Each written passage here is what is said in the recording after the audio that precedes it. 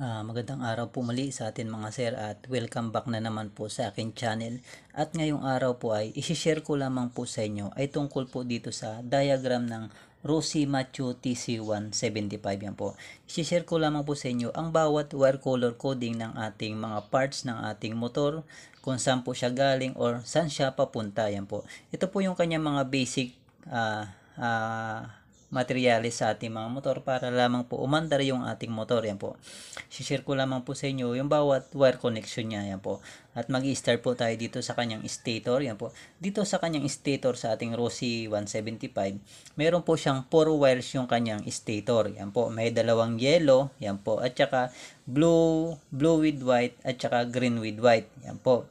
Tapos sa kanyang charger, mayroon po siyang 5 wires, pink, yellow, green, red at saka red with white. At sa kanya namang CDI ay may 4 wires po siya. Green, blue with white, black with yellow at saka black. Yan po. At yung kanyang ignition switch ay may dalawang wire po, yung black at saka red. Siyempre dito po yung ating battery with fuse at saka yung kanyang ignition coil. Yan po. At mag-i-start po tayo dito sa kanyang stator kung saan po natin siya i-connect or saan siya papunta yung mga wire sa galing sa ating stator. Yan po.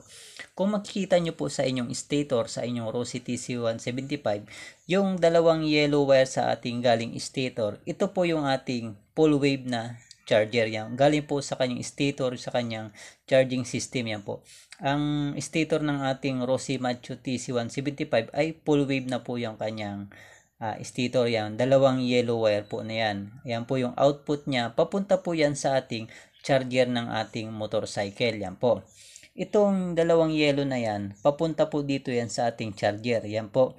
Makikita nyo po dito sa inyong charger, may yellow at saka pink po yan.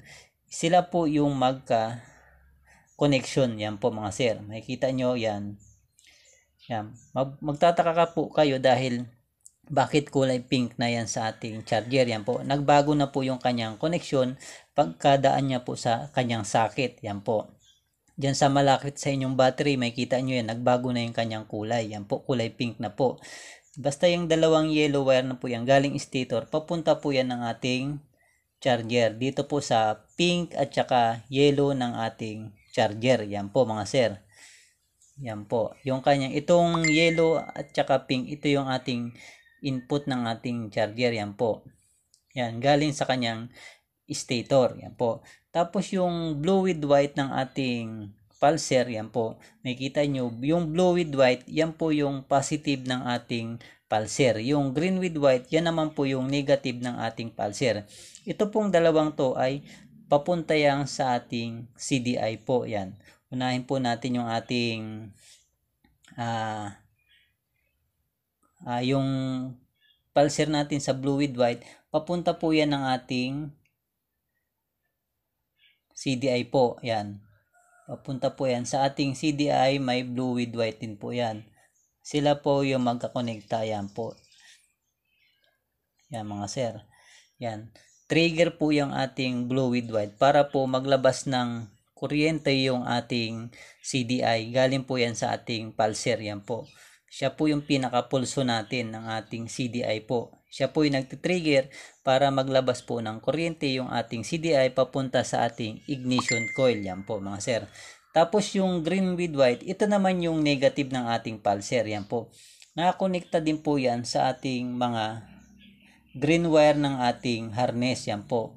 Basta pag may nakita po kayong green wire sa inyong harness, ibig sabihin po yun ay ground wire po natin yan. Nakakonekta po yan sa ating mga motor, sa ating negative ng ating battery. Yan po. Yung green with white, iisa lamang po yung pinagkonektan yan. Nakalagay din po yan sa ating CDI sa kulay green. Yan po. Magkarugtong po sila. Yan mga sir. Yan. Yan mga sir. Okay na yung connection ng ating pulser. Yan. Sa ating green, sa ating CDI. Yan po mga sir.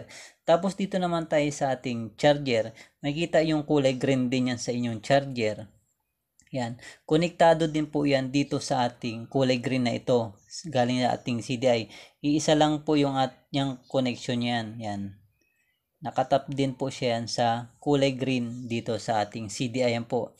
Nagsama-sama po yung kulay green na yan. Yan. Kasi yan yung ground natin. Yan mga sir. Tapos yung kulay red naman sa ating charger, ito naman po yung papunta sa ating positive ng ating battery. Siya po yung output ng ating charger para magkaroon ng charge yung ating battery. Yan po. Siya na po yung mag-charge sa ating battery, itong red wire na yan. Papunta yan sa ating battery mga sir. Yan po. At dito muna tayo sa ating battery mga sir, no? Sa ating battery may positive at negative. Siyempre yung negative na yan po, ito yung green wire nakatap dyan sa inyong negative ng ating battery.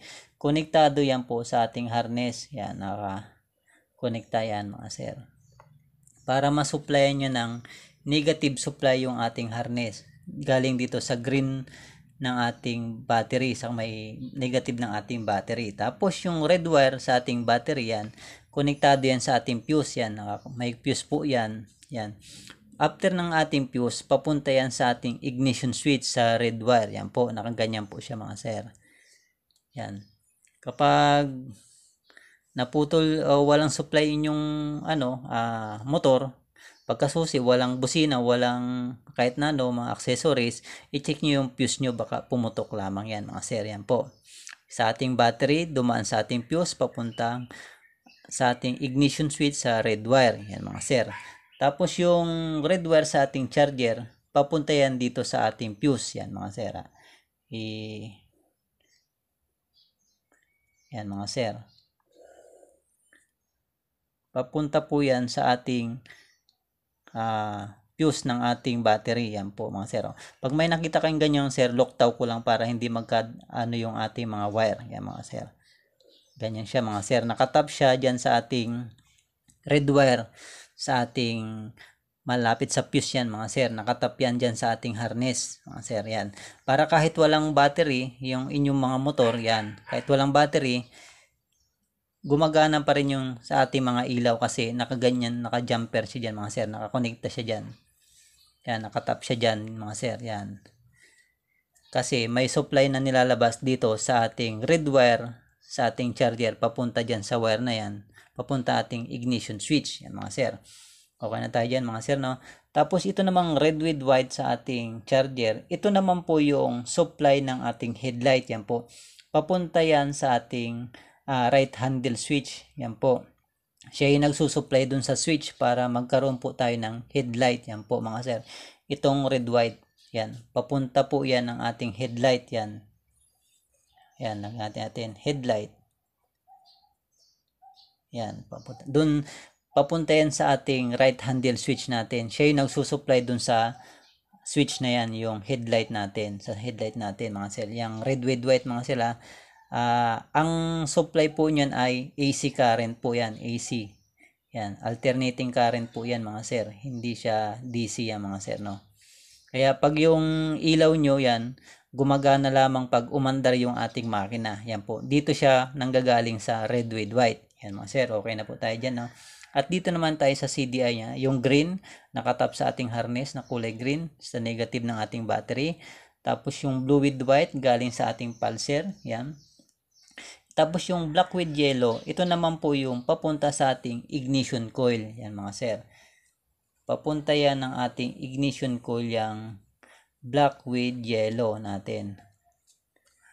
Yan mga sir. Makikita nyo sa inyong ignition coil, may black with yellow. Yan. Galing yun sa inyong CDI, mga sir. Tapos yung makikita nyo isang wire dyan sa inyong ignition coil. Kulay green po yan na naka-tornilyo po siya. Yan. Nakatap din po siya sa ating negative ng ating battery, mga sir. Nakatap din yan sa ating negative ng ating battery. Yung kulay green na yan. Yan. Nakatap yan sa ating harness. Konektado yan sa ating negative ng ating battery. Yan po. Kulay green yung isang wire sa ating ignition coil na may tornilyo siya, naka-body ground siya. Tapos yung isa, black with yellow, galing sa ating CDI. Yan po. Tapos yung isang wire sa inyong CDI, yung kulay black, yan yung supply ng ating CDI. Galing po yan ng ating ignition switch, yan mga sir. Yung black with wire, papunta yan sa ating ignition switch. Yan.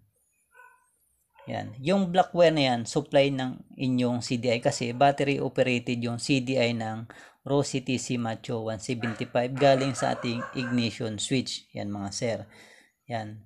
Bale, 12 volt supply po yung ating CDI kasi po ay battery operated po siya. Yan mga sir.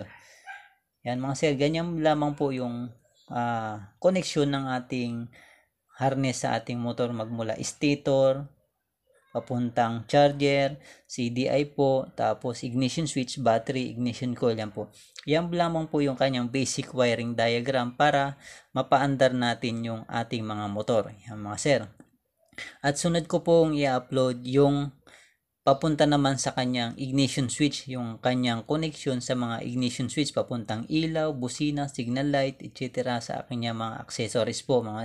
Yun po yung isusunod nating video. Gagawin po nating video yung mga connection niya para makompleto po natin yung wire harness ng inyong mga motor na Rossi TC175.